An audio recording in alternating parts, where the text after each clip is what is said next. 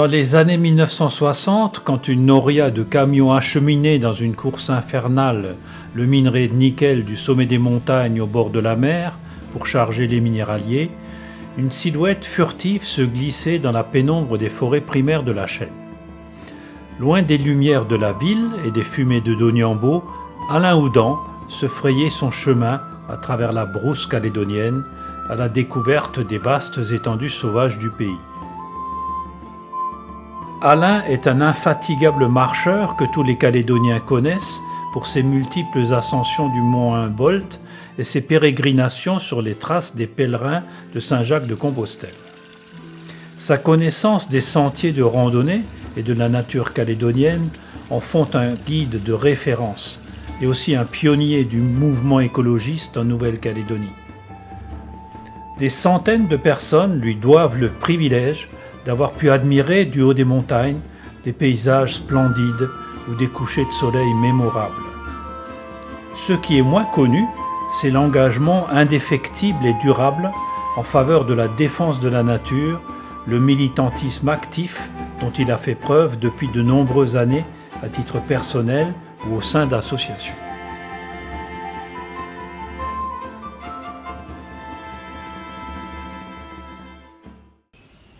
Oui, alors j'ai adhéré très tôt, dès sa formation, à l'association pour la sauvegarde de la nature néo-calédonienne. C'était au mois de mai 1971, parce que j'avais constaté que ce pays avait beaucoup de richesses botaniques et de paysages, avec des espèces de plantes uniques. Donc tout ça, ça m'avait quand même motivé pour adhérer à l'association.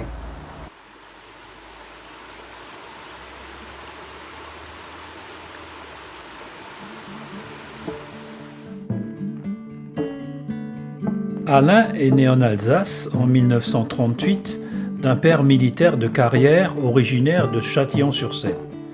Il a passé son enfance à Larrey en Côte d'Or, où il obtient son certificat d'études à 14 ans et entame une formation d'ajusteur mécanicien. De retour dans le Bas-Rhin avec sa famille, il poursuit sa formation à Strasbourg, réussit son CAP et commence à exercer son métier. 3 ans plus tard, il s'engage dans l'aéronaval et est affecté à la base école de Kouribga au Maroc. À l'issue de cette période militaire, il participe activement à la vie culturelle de sa région dans le cadre de la Fédération des auberges de jeunesse ou des activités organisées par la Maison des jeunes et de la culture. Festivals de musique, danse folklorique, expositions, chorales.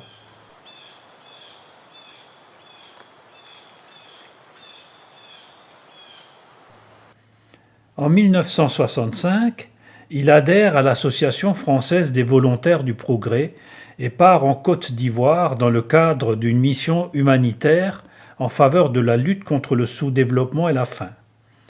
2 ans après, de retour en France avec ses coéquipiers, il se sent à l'étroit. Il a du mal à se réhabituer à l'usine et à se réintégrer dans une société qu'il trouve rigide. Il finit par céder à la tentation du large et avec ses amis, ils décident ensemble de partir pour la Polynésie. On a pris le bateau à Marseille, le Tahitien à l'époque, qui faisait la liaison de Marseille-Sydney et qui passait par Panama, les Marquises, Tahiti, Nouméa et Sydney. Et c'est de là qu'on avait pris notre billet pour Tahiti, mais bon, notre but c'était de s'installer, d'acheter un terrain, de le mettre en valeur, de faire du maraîchage, d'avoir quelques volailles, peut-être des cochons, et puis de commercialiser un peu les produits de la terre. Et une chance pour nous, on a trouvé une marquisienne veuve sans enfant qui a accepté de nous vendre un morceau de terrain dans une vallée. Donc on a fait les formalités d'achat devant le notaire qui était en sorte le gendarme qui faisait office de notaire. Et puis une fois que tout ça a été réglé, on s'est mis au travail, voilà. Au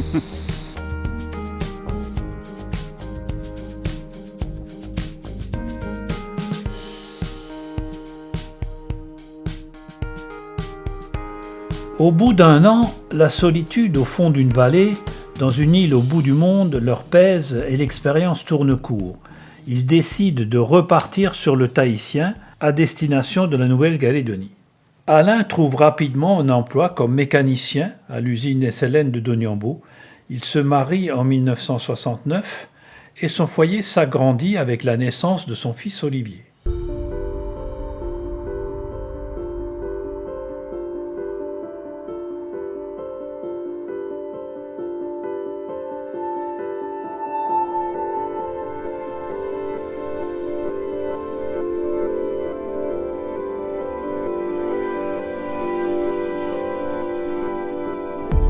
Dans le sillage de mai 68 en France, le mouvement écologique a fait irruption dans l'arène politique en 1974 avec la candidature de René Dumont aux élections présidentielles. En Nouvelle-Calédonie, la prise de conscience écologique s'est traduite en 1978 par un coup de feu de protestation contre la pollution minière, contre un minéralier à Ngoy, dans la région de Thio. Puis, en 1981, elle s'est exprimée par un conflit violent qui a opposé les tribus de Huit-Point-Coindé à un exploitant forestier en raison d'une pollution de la rivière alimentant les tribus en eau potable qui a coûté la vie à 2 gendarmes.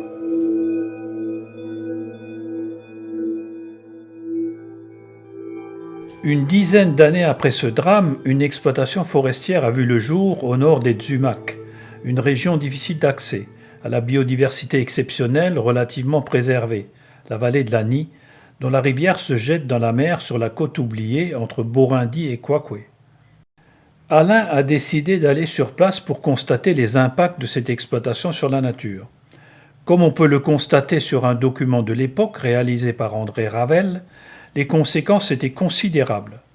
Abattage de kaoris pluricentenaires, destruction du couvert végétal consécutive au débardage, érosion et déversement de terre rouge au fond des criques liés à l'ouverture de pistes, bouleversement d'un biotope exceptionnel, refuge d'innombrables espèces de flore et de faune endémiques. Alors nous sommes ici dans la zone d'abattage la plus abîmée de la forêt du Kwakwe. Ici à cet endroit, de nombreux kaoris sont tombés sous les scies à chêne. Et le spectacle est vraiment lamentable. On dirait qu'il y a eu un bombardement à cet endroit-là.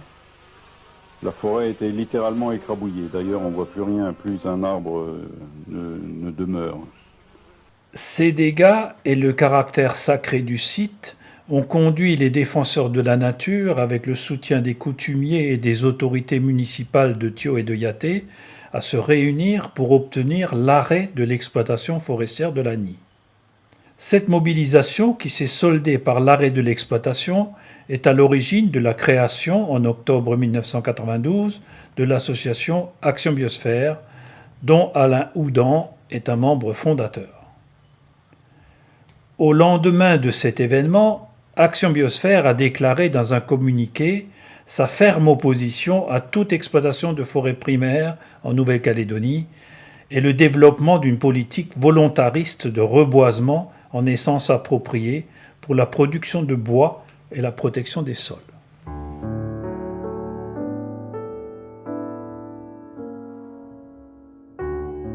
Les plages et les paysages de l'île des Pins attirent depuis longtemps les touristes du monde entier. Ils séjournent le plus souvent à Canumera, visitent Vao et Saint-Joseph ou la grotte de la Reine Hortense. Malheureusement, en 1994, les autorités de la province sud, avec l'accord du grand chef, ont décidé d'implanter un complexe touristique de luxe dans la baie d'Oro, un site d'une exceptionnelle beauté qui avait été classé en 1950 réserve naturelle intégrale, puis déclassé en 1980. Avec les pas perdus, c'était un site tabou qui avait échappé à la fréquentation touristique puisqu'on ne pouvait y accéder qu'en pirogue et à pied. En partenariat avec des clans de Cougnier, propriétaires fonciers hostiles au projet, Action Biosphère a tenté en vain de s'opposer à ce projet, avec le soutien de François Roux, avocat du Larzac.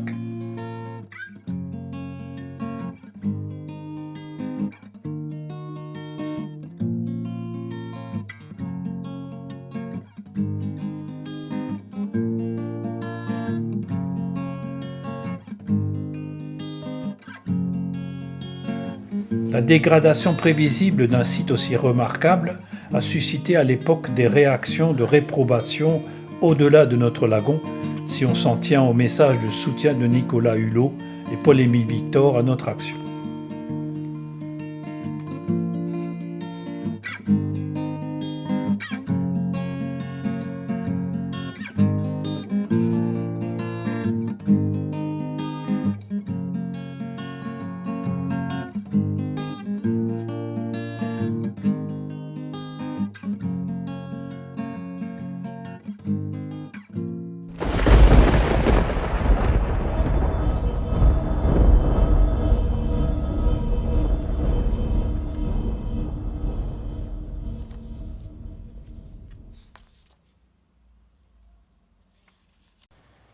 Alain Houdan est aussi un citoyen du monde et militant pacifiste. Alors, je suis engagé depuis de nombreuses années dans le mouvement pacifiste. J'étais déjà en Alsace adhérent au mouvement de la paix. Et ensuite, contre les essais nucléaires. Et j'ai en 1985, pour le 40e anniversaire du bombardement d'Hiroshima, j'ai déchiré mon livret militaire devant le monument aux morts à Nouméa pour protester justement contre l'armement nucléaire, contre les ventes d'armes et contre la menace nucléaire. Et j'ai renvoyé le livret au ministre des Armées de l'époque qui était Charles Hernu. Quand Jacques Chirac, peu après son élection en 1995, a décidé de reprendre les essais nucléaires à Mururoa, c'est donc sans état d'âme qu'Alain a rejoint les opposants à cette décision qui avait suscité, dans l'ensemble des pays du Pacifique, une vague d'indignation. Spontanément et par solidarité avec les peuples du Pacifique, des syndicats, des églises, des associations et de nombreux particuliers se sont regroupés pour créer le collectif pour l'arrêt immédiat des essais nucléaires afin d'exprimer leur opposition et obtenir l'abandon de la reprise des essais à Mururoa. Action Biosphère a participé activement à cette mobilisation, compte tenu des risques que la technologie nucléaire, militaire ou civile, fait peser sur la planète. Atteinte irréversible à l'environnement et à la santé, dissémination et contamination radioactive, destruction du milieu marin et même, en cas de conflit généralisé, anéantissement de l'humanité entière. Outre le fait que le problème des déchets nucléaires n'est toujours pas résolu, le drame d'Hiroshima, avec 140 000 morts en 1945, Tchernobyl en 1987 avec 7 000 décès et l'accident nucléaire de Fukushima en 2011 sont des préfigurations de ce que pourrait nous réserver cette technologie en cas de dérive ou de défaillance.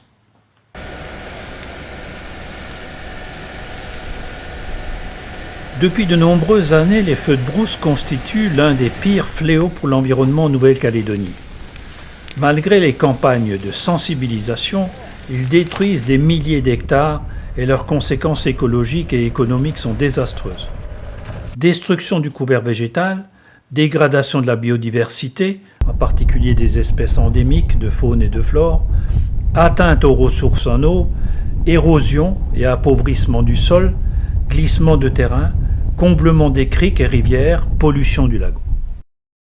Dès les années 90, Action Biosphère avait élaboré une stratégie de lutte contre les feux de brousse comportant 4 volets: la prévention, la lutte, la sanction, la réhabilitation des sites dégradés. À cette époque, à l'exception de Nouméa, le pays ne disposait d'aucun moyen. En cas d'alerte, ses adhérents se rendaient sur place avec des moyens insignifiants comme des pelles et des seaux-pompes pour tenter d'arrêter les feux. L'association a fait signer des pétitions, organisé des conférences de presse, manifesté au Congrès pour obtenir la mise en œuvre d'une véritable politique de lutte contre les feux. Il a fallu de nombreuses années pour que les provinces soient dotées d'hélicoptères bombardiers d'eau, que les communes disposent enfin de centres de secours équipés en matériel et en personnel. Aujourd'hui, les moyens existent, mais ils restent notoirement insuffisants et il manque toujours une stratégie cohérente à l'échelle du pays. le combat n'est pas gagné, avec 29 000 hectares ravagés par les feux en 2019. Heureusement, des personnes de plus en plus nombreuses et des associations prennent conscience de l'ampleur des dégâts et acceptent bénévolement de s'investir dans des opérations de réhabilitation des sites dégradés. Le litrodétenteur, c'est un produit qui va garder l'humidité, tu vois. Donc on en met au fond. Voilà, ouais, ça c'est bon. Là, nous sommes sur l'île Nou. Il y a une opération plantation qui est menée par l'association Moncamana. Et je pense que c'est une bonne initiative pour la lutte contre les feux. Puis bon, ça fait plaisir de voir aujourd'hui des jeunes qui viennent travailler, planter des arbres, parce que c'est vraiment une action civique, quoi. C'est vraiment travailler pour l'avenir du pays.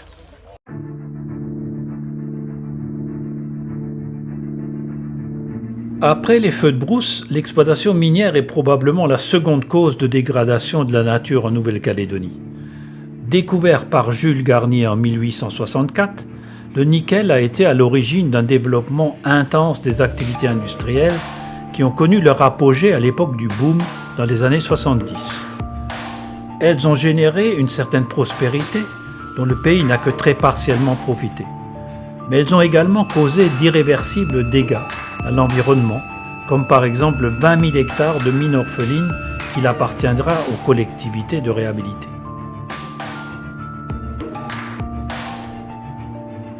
Disposant de 25% des ressources en nickel de la planète, la Nouvelle-Calédonie a privilégié le développement industriel avec la construction dans les années 90-2000 de 2 nouvelles usines, celle du Nord et celle du Sud, qui s'ajoutent à l'usine SLN de Doniambo, ce qui place la Nouvelle-Calédonie dans le peloton de tête des pays émetteurs de CO2 par habitant. L'usine du Sud, présentée par ses promoteurs comme un nouvel Eldorado et un modèle de développement durable, repose sur un procédé chimique innovant, la lixiviation acide, qui a suscité dès l'origine une certaine inquiétude. Elle nécessite la destruction de milliers d'hectares de maquis miniers, génère des montagnes de déchets stockés dans un gigantesque bassin de rétention, rejette dans le lagon 2300 m3/h d'effluents liquides à forte teneur en métaux lourds qui risquent à long terme de gravement impacter le milieu marin. Dans le cadre d'enquêtes publiques, de recours en justice et de manifestations, les populations locales, regroupées sous la bannière de Rebunu et Action Biosphère, ont à plusieurs reprises exprimé leur réticence à ce projet et même une opposition qui s'est parfois exprimée entre 2004 et 2008 par des affrontements violents sur le terrain. La signature en 2008 du pacte de développement durable entre les autorités coutumières et les dirigeants de la société minière, rachetée par la société brésilienne Vale, a mis un terme à ces affrontements, ce qui n'a pas empêché en 2009, puis en 2014, les rejets accidentels de solutions acides qui ont gravement pollué le crique de la baie Nord.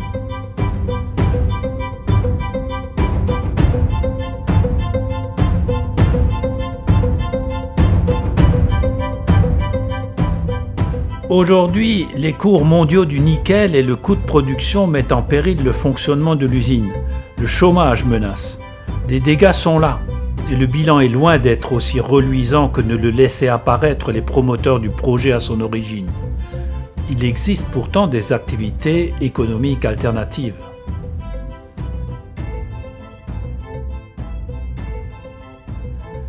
Entre 1997 et 2005, Alain a exercé la fonction de président de l'association Action Biosphère. Elle a par exemple contribué à l'inscription du lagon au patrimoine de l'UNESCO et participe aujourd'hui encore au comité de gestion du parc naturel de la mer de Corail. L'association est régulièrement sollicitée sur des dossiers aussi divers que la gestion des déchets, la réduction des pesticides ou la transition énergétique.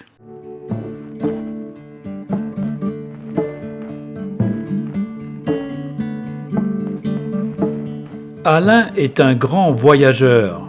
Dès sa jeunesse, il a cédé au goût de l'aventure, ce qui l'a conduit à réaliser de très nombreux périples aux quatre coins de la planète, en Nouvelle-Zélande, en Australie, en Tasmanie, à l'île de Pâques, à La Réunion, à Mayotte, au Canada, au Mexique, en Bolivie, au Pérou, au Chili, au Gabon ou encore au Népal. Depuis sa retraite, il se rend régulièrement en Europe où il a visité la Suisse, la Pologne, l'Autriche et parcourt la France des Vosges aux Pyrénées en passant par les Alpes, le Massif central et la Corse, poussé par le désir de découvrir des nouveaux paysages, la diversité des peuples et de leur passé, la variété de leur culture. Entre 2006 et 2019, il a effectué une dizaine de pèlerinages à Saint-Jacques-de-Compostelle, des périples qu'il a réalisés en solitaire, totalisant 14 060 km. Donc j'ai décidé de me lancer sur les chemins de Compostelle. C'est un pèlerinage qui date du Moyen-Âge et qui a ensuite est tombé un peu en désuétude et a repris ces dernières 30 ou 40 années de façon à relancer un peu l'esprit du pèlerinage. Mais bon, des personnes font ça dans un but religieux, ce qui n'était pas vraiment mon cas, bien que je sois baptisé. Et aussi, moi j'ai fait ça dans un but, comme je suis un randonneur, et ça me permettait de découvrir la France et l'Espagne au rythme de la marche. Je pars seul, je préfère marcher à mon rythme et puis avoir le temps d'observer la nature et tout ce qu'il y a autour. En 2012, il a traversé l'Espagne en partant de Séville. Il a parcouru 2512 km et réalisé ainsi sa plus longue randonnée.